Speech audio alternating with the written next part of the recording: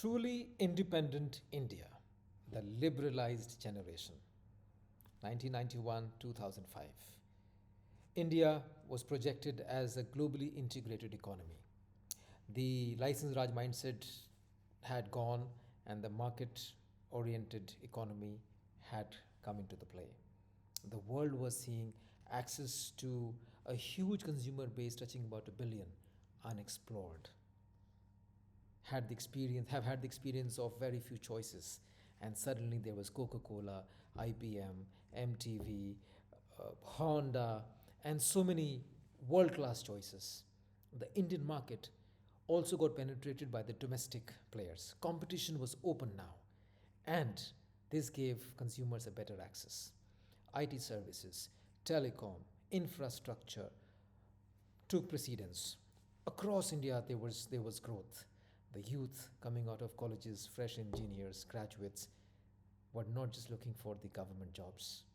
They had access to the private opportunities as much, and money was also growing, giving them more security and, of course, increasing their disposable income power.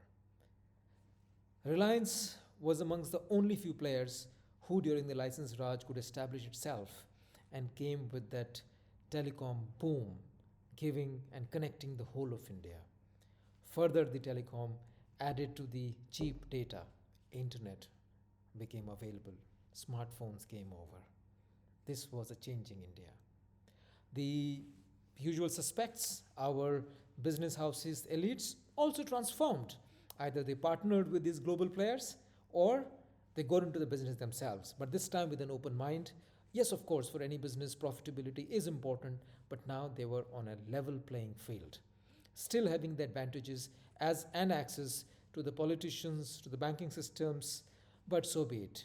India, as a population, was ready for this expansion at a world scale. Still far from entrepreneurship, still far from pushing individual ideas, but largely from a scared India, it was becoming an evolved, growing, successful India. This was also the time of scams and scandals. Hawala scam, Harshad Mehta stock market scam, Telegi stamp paper scam, and few more. Underworld too grew. Business houses had to even sought for protection.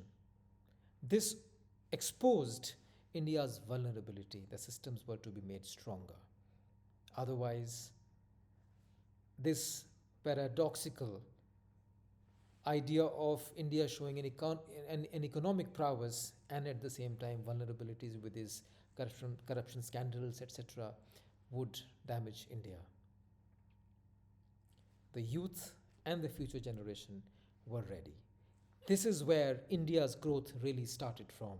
Because before this, as we have been questioning and trying to understand, it was always under somebody's control, for somebody's vested interest and profit, that India was becoming a victim of the policies that laid out.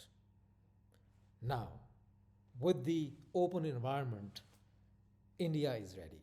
In our next talk, we're going to talk about the digitally native generation, 2006 till 25, the first of the kinds who grew up with the access of a smartphone, smart technologies, smart systems, connectivity. At the same time, there are many Indias in India. The urban, the privileged have a lot of these benefits. The rural, while has access to internet and telephony, but still education and many other opportunities are a far cry. Government institutions and the education institutions are not delivering as much or performing as good as the private institutions, and the elite driven agendas have taken over.